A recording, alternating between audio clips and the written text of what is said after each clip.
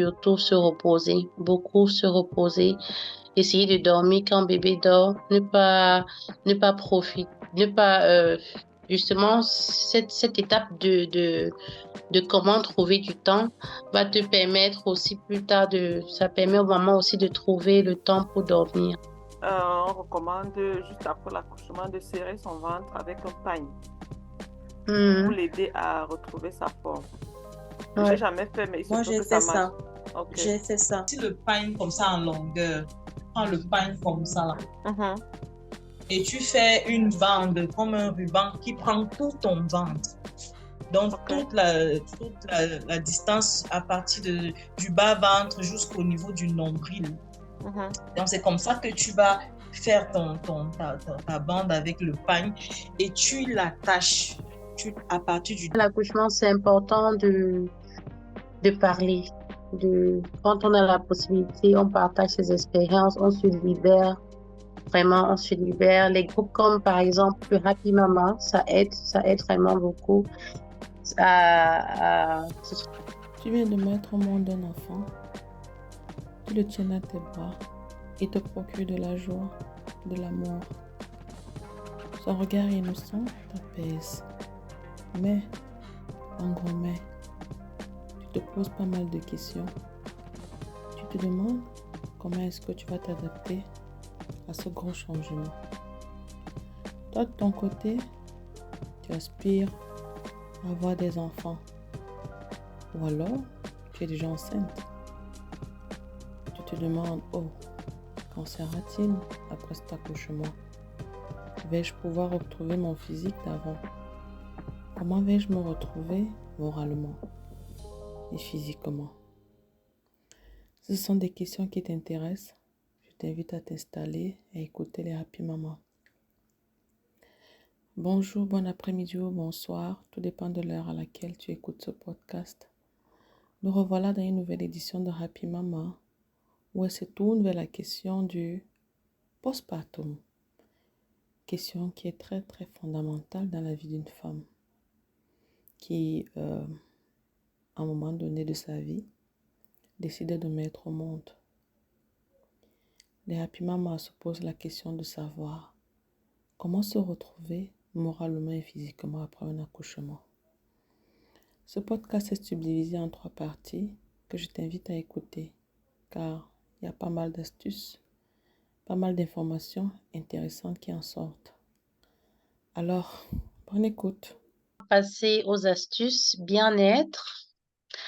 Donc, après vraiment toute cette période assez bouleversante, que ce soit pour la maman ou pour l'enfant, on a vraiment besoin de bien se sentir, que ce soit physiquement, émotionnellement.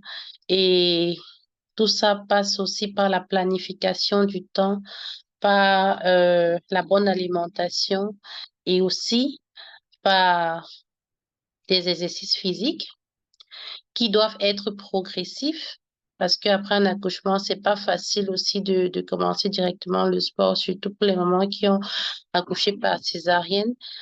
Donc, ça doit vraiment être progressif. Ça doit commencer par les marches, par le travail du périnée, un peu de mouvement de temps en temps. Ça aide quand même. Ouais, et surtout se reposer, beaucoup se reposer, essayer de dormir quand bébé dort, ne pas profiter, ne pas, justement, cette étape de comment trouver du temps va te permettre aussi plus tard ça permet au maman aussi de trouver le temps pour dormir. Généralement, c'est mieux de dormir quand bébé dort, mais on peut aussi trouver un autre temps. Quand peut-être papa à côté, il peut suivre le bébé là, maman peut aussi également dormir. Donc, c'est important de prendre du temps pour dormir. Donc, on va d'abord essayer de se concentrer sur les astuces qui peuvent aider sur le plan physique, sur le physique de la femme, avant de prendre le côté émotionnel. Est-ce que vous avez des astuces à partager la parole et à qui veut la prendre. Oui, moi, je vais donc profiter pour poser ma question. Parce que les astuces que tu as données déjà, je crois que ça suffit. Boire, là, c'est largement suffisant. Boire beaucoup d'eau, se reposer. Se reposer, vraiment, c'est quelque chose qu'on a tendance à négliger, mais c'est comme une clé, en fait. Pouvoir trouver du temps pour soi, enfin, oui, pour soi, et se reposer. Oui, je reviens sur ma question. C'était, je sais qu'au pays, généralement, après l'accouchement, on faisait des massages et on tape le ventre avec de l'eau chaude. Pop, pop, pop, pop, pop. Mais ici, on ne fait pas ça. Et du coup, je me demande pourquoi on fait ça au pays? C'est quoi le but de ça, en fait? Alors, je vais parler. Mhm. Je ne peux pas répondre comme une ancienne, mais je vais parler par rapport à l'expérience que j'ai vécue. J'ai 3 enfants et les grossesses étaient hyper différentes, l'accouchement aussi hyper différent. Mon fils est né, quand il est né, j'ai eu une déchirure et on a dit à l'hôpital, pas d'eau chaude.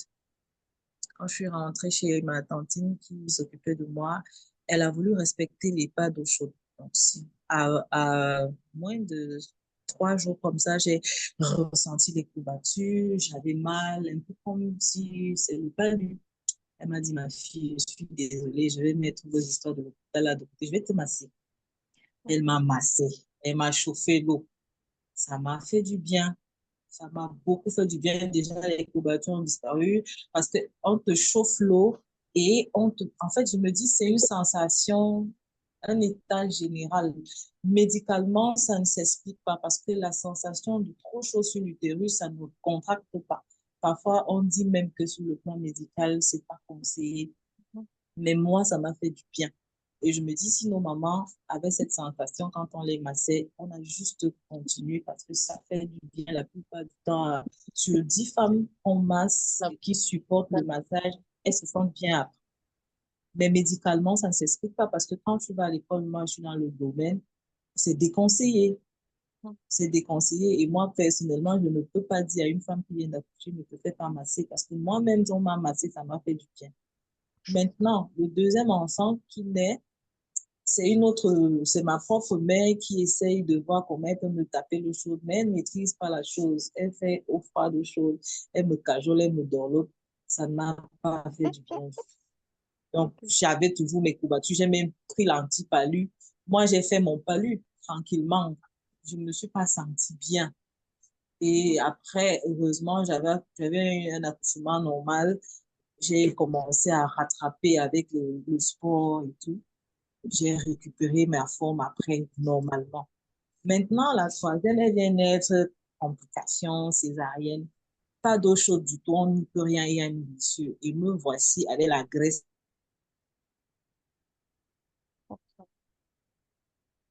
Apparemment, il y a un problème de connexion. Je pense, ouais. Donc, on Voilà. va attendre un peu. C'était tellement intéressant. Je te dis.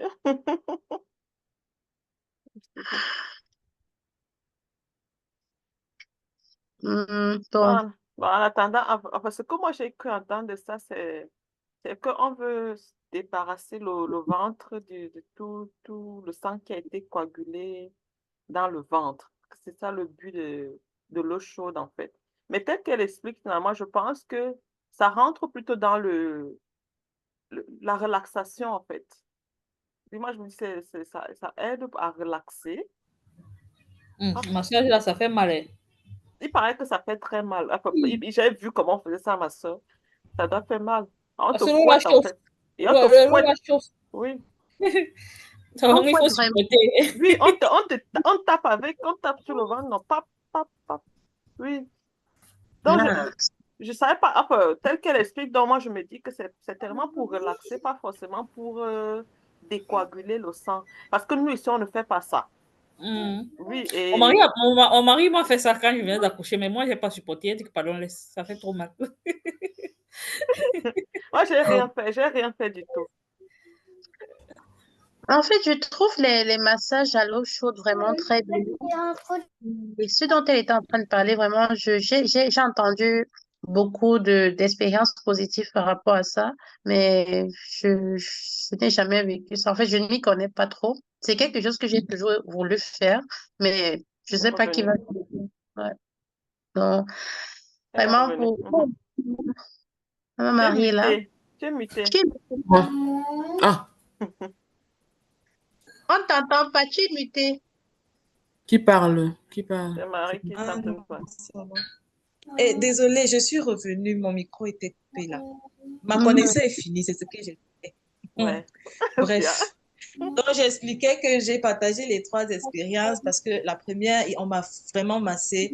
Ça m'a fait du bien. La deuxième, c'était mixer un genre, c'était moins bien. La troisième, j'ai pas reçu. C'était encore pire. Donc, moi, je me dis, pour répondre à Jeanne, que le massage a sa place pour te donner une sensation de bien-être en général.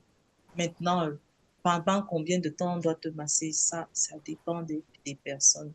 Mais je pense qu'au moins pour les 2 premières semaines après l'accouchement, on doit pouvoir te masser Mhm. avec le chaud. Ça fait du bien. À moi, ça fait du Oui, justement, quand tu es parti là, je disais que de ce que tu expliques, je comprends. Donc, parce qu'avant, on disait que, enfin, ce que moi j'avais entendu, c'était pour aider à nettoyer le ventre. L'accumulation de sang qu'il y a eu dans le ventre, c'est en fait pour décoaguler, pour que ça sorte. Mais de ce que tu expliques, je pense que c'est plutôt dans le but de relaxer, un bien-être complet là. Ça te relâche un peu les muscles d'une certaine façon. Ça détend les muscles, on va dire comme ça. Et c'est qui est une bonne chose. C'est qui est une bonne chose. J'ai posé la question pour elle parce que je me suis dit, peut-être certaines personnes gardent le ventre parce qu'on n'a pas fait ça. Que le ventre reste gros parce qu'on n'a pas fait ça. Point d'interrogation. Je sais pas. Non, ça n'a aucun impact. Ce n'est pas ça. Parce que ma fille, le deuxième accouchement, je n'ai pas reçu le massage, mais le ventre est parti. Le Mhm. ventre est parti parce que je faisais mes exercices, j'étais toujours en activité, l'alimentation et tout, et tout, et tout. Quand tu contrôles ce que tu manges, quand tu fais une activité physique régulière, quand ça part, c'est un muscle, non, il s'atrophie. S'il n'y a pas de bébé dans ton utérus, ça va se retracter et ça va retrouver sa forme normale. Et Mhm. voilà. Donc, moi, je pense que maintenant, ce qui me plombe et qui m'a plombé avec la césarienne que j'ai subie, c'est que je n'ai pas tout de suite recommencé les activités physiques. Et après, l'alimentation aussi, c'était pas trop ça. Je ne peux pas dire que je surveillais forcément ce que je mangeais. J'évitais le gras, le trop sucré, le trop salé. J'espère qu'il n'est pas trop tard pour moi. J'ai commencé, je me suis braquée, j'ai commencé le régime. Happy Mama Fitness J'essaye de... t'invite. Hein? Happy Mama Fitness t'invite. Hein, Maman Inès? Je te dis, J'ai maman, c'est fitness. Je veux seulement les exercices, maman. Je suis tellement volontaire que mon entourage même est dépassé. Je rentre avec les courbatures, mais je repars. Je veux, non. Aïe, non, le bidon là, non. Aïe, Non, ça, c'est un pour porter récalcitrant, mes le habits. ventre là. Le ventre, c'est. Pèse le bidon. Aïe, Mais aïe. le jogging aide aussi beaucoup contre les courbatures. Quand tu essayes quand tu fais le jogging, non, peut-être 15 minutes, 15 à 20 minutes par jour, ça va vraiment, ça va partir Ouais, avec le temps. la course à pied. Mhm. Maman Niquette voulait ajouter quelque chose? Non, moi je voulais dire que le massage là, je pense que les mamans, le but du massage, c'est vraiment comme maman Jeanne a dit, vraiment enlever le sang, non, le sang qui est resté.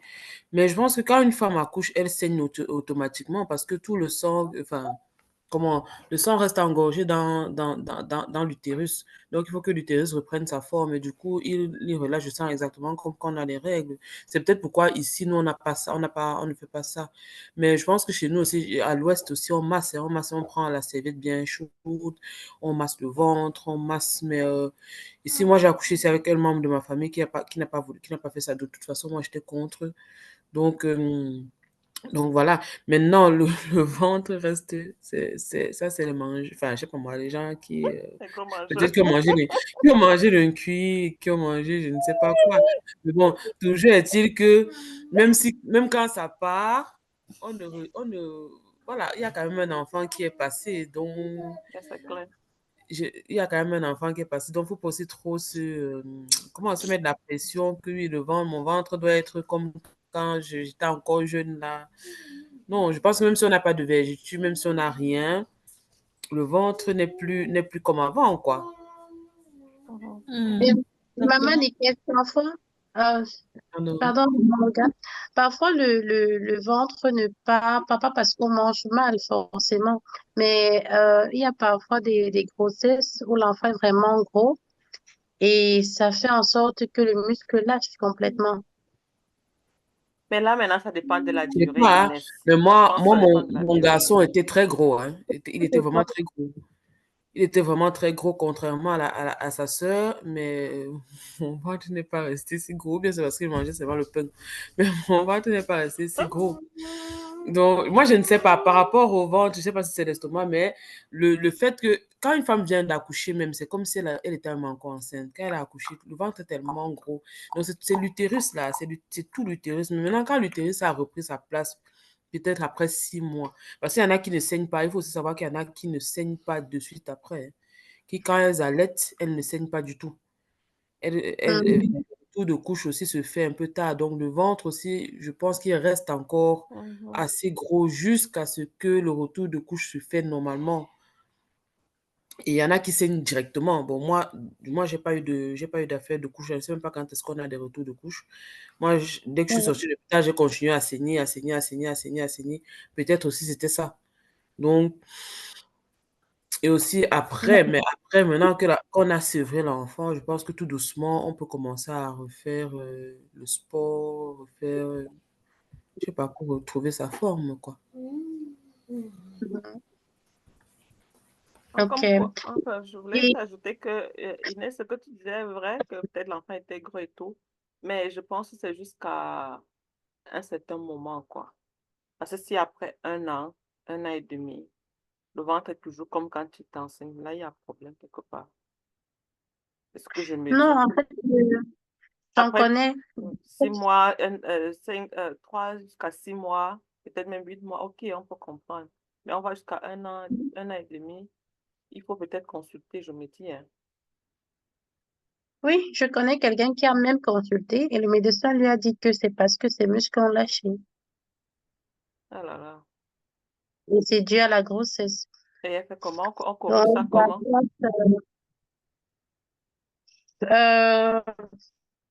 euh, opération, c'est quoi là? Euh, les opérations cosmétiques, là, on appelle ça comment encore? Les chirurgies esthétiques. Chirurgie Ouais. esthétique.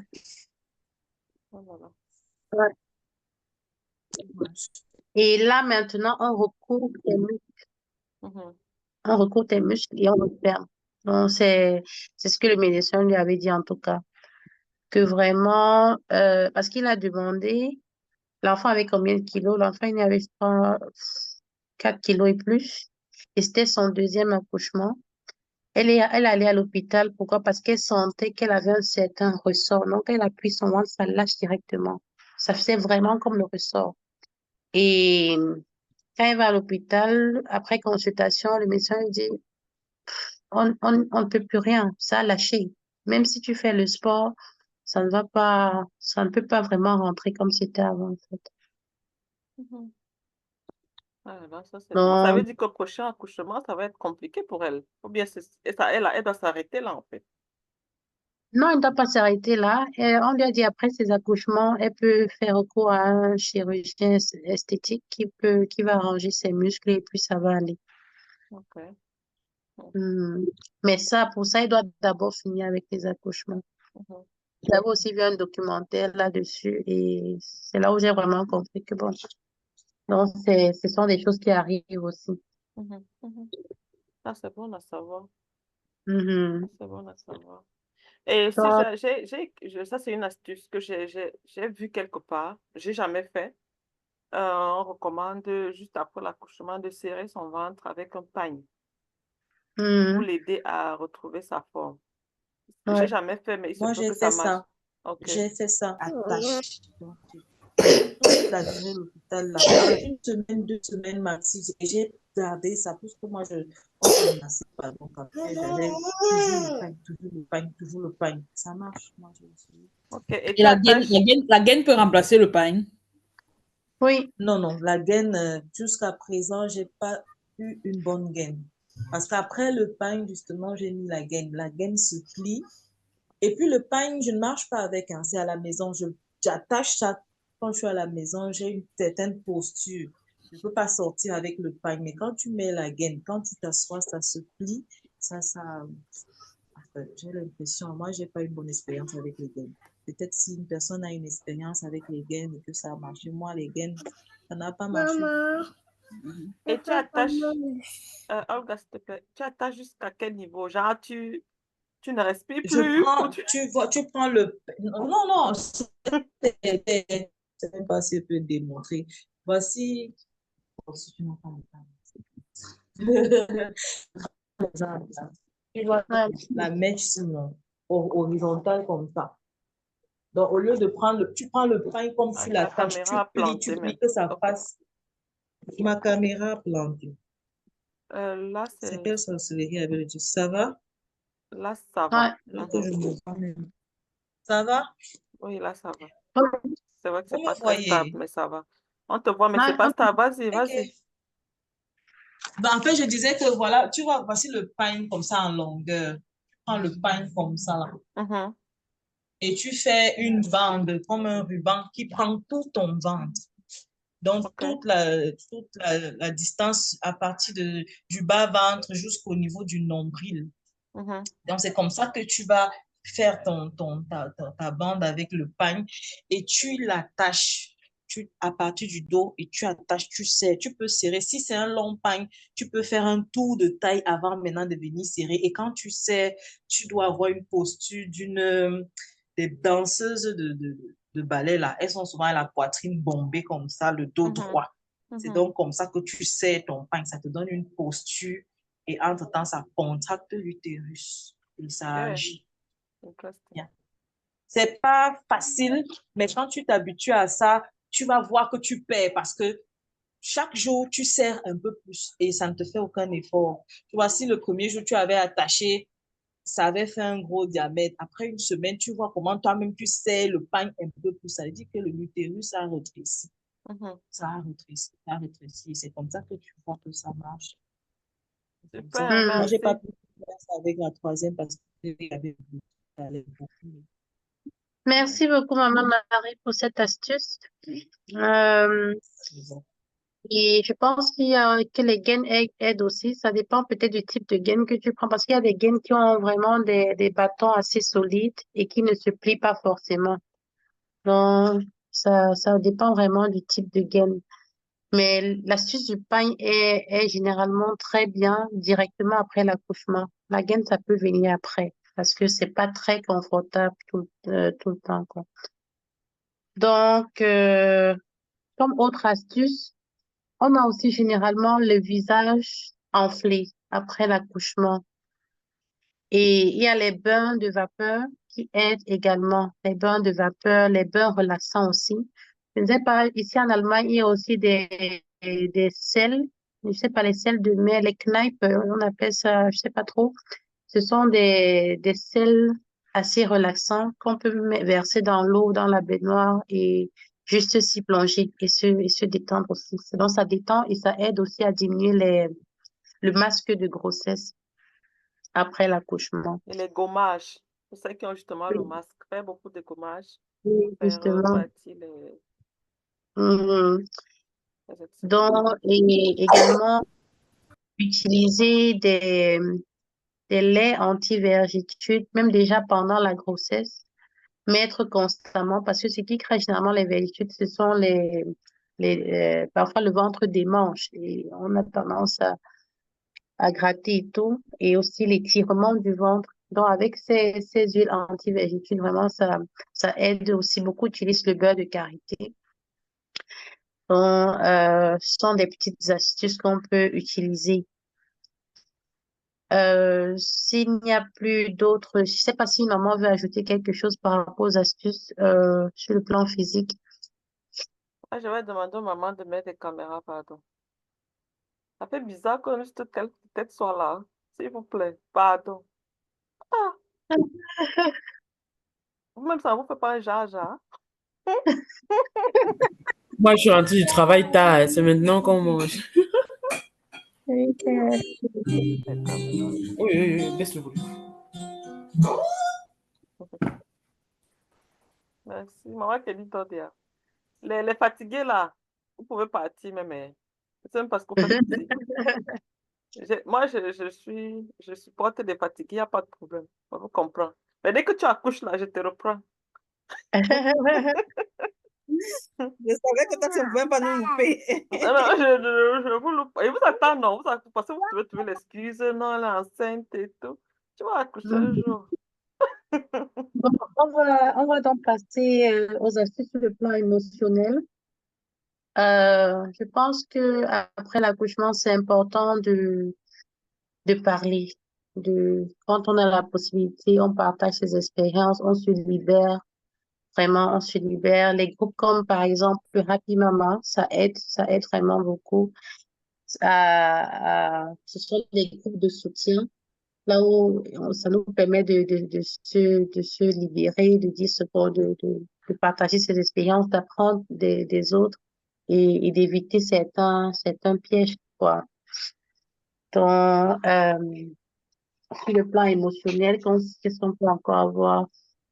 Bon, prendre du temps pour soi et faire ce qu'on aime, quoi. Il y a des gens qui aiment la lecture, des gens qui se sentent bien quand ils causent avec les membres de leur famille, des gens qui aiment le sport. Bref, il y a tellement d'activités que ça dépend, en fait, ça dépend de ce que chacun aime. Ce qui aide également sont les méditations, la prière, le yoga, bref, tout ce qui peut aider sur le plan émotionnel. Est-ce qu'une maman veut ajouter quelque chose par rapport à ça? Moi, je dirais être consciente du fait que on a besoin de travailler sur sa santé mentale. Ouais, c'est quelque chose qu'on a tendance à banaliser. On vit au Mhm. jour le jour, on n'est pas conscient de ça. Que c'est important pour moi d'être calme, c'est important pour moi de ne pas stresser. Et je crois que quand une fois on est conscient de ça, on va trouver des astuces pour pouvoir atteindre cet objectif-là. Ouais.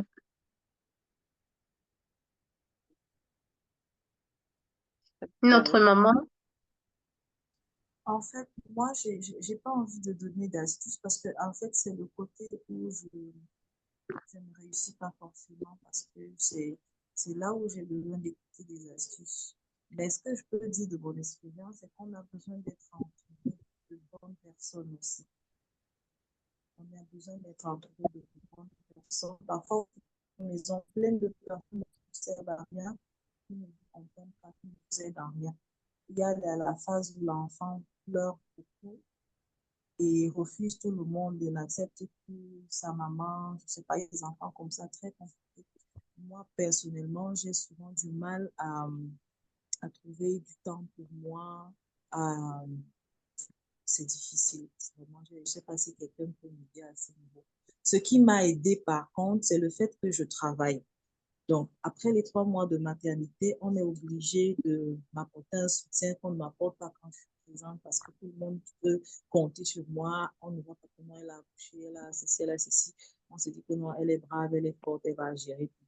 Mais une fois que je commence à travailler, quand même, je vais au travail, il faut quand même qu'on s'occupe de l'enfant quand je ne suis pas là. Donc, c'est le milieu professionnel, par contre, moi, qui va aider parce que là-bas, tu as d'autres challenges et pendant que tu résous tes problèmes professionnels, ça peut apporter aussi une solution à ton problème émotionnel que tu vis en famille. Donc maintenant, des astuces pour prendre conscience seul, comme ça là, que tu as besoin de prendre du temps pour toi. Ça n'a pas toujours été facile pour moi. S'il y a des astuces par rapport à ça, je suis tout de mais si on m'enlève mon travail aujourd'hui, je pense que je suis foutue parce que je serais une de ces femmes qui accouchent et après, ça ne peut rien du tout. Parce que là, je n'ai pas encore trouvé en moi le déclic de dire, OK, je m'occupe seulement de moi. Entre-temps, il y a les grands enfants, il y a celui qui est né, je m'occupe de tout le monde. C'est pas le temps pour moi de dire, OK, je veux du temps pour moi, alors que tu vas voir que l'autre là a besoin de toi, l'autre a besoin de toi, l'autre a besoin de toi. Peut-être il faut que je change de maison quand je pousse. Je ne sais pas. Donc, voilà. Ouais, je crois que c'est un peu comme tu es arrivé, tu as pris la réunion en cours, on a parlé de comment trouver du temps pour soi au départ. Et on a insisté sur la discipline. Et cette discipline-là commence dès la naissance de l'enfant. Pouvoir se fixer des heures de sommeil à l'enfant, euh, pouvoir planifier ses repas à l'avance, si c'est possible de préparer en bâche, genre sur une semaine.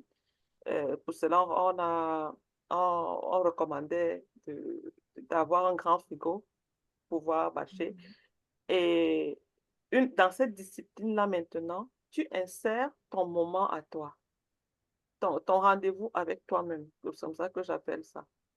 C'est pas que, comme je vois souvent des mamans, on est là jusqu'à 22h, 23h, les enfants sont encore éveillés. C'est pas possible, en fait. Tu vas devenir folle à la longue. Il faut être, on va dire que c'est strict, mais c'est important aussi pour eux que maman se sente bien pour pouvoir bien s'occuper de le lendemain. Et ça commence dès le jour 1. Il y a une autre maman qui n'est même pas ici aujourd'hui, Aurélie. Et c'est chez elle que j'ai appris ça. Elle a eu son service, sa première fille. Tu arrives chez elle à 19h30, 20h, l'enfant dort déjà. Si l'enfant se réveille dans la nuit, tu prends l'enfant, tu l'allaites et tu le remets dans le lit.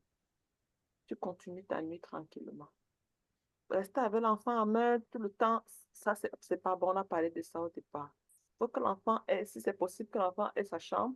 Si c'est pas, tu le mets dans sa chambre. Sinon, même dans votre chambre, il y a qu'il ait son lit. Pour que toi, que vous ayez votre temps aussi. Sinon, à un moment donné, ça devient de la catastrophe, ça devient du laisser aller et toi, tu perds ta santé mentale comme ça à la fin Ah, de la journée. C'est bien compliqué, quoi. Donc, c'est important d'être discipliné, avoir des horaires avec les enfants.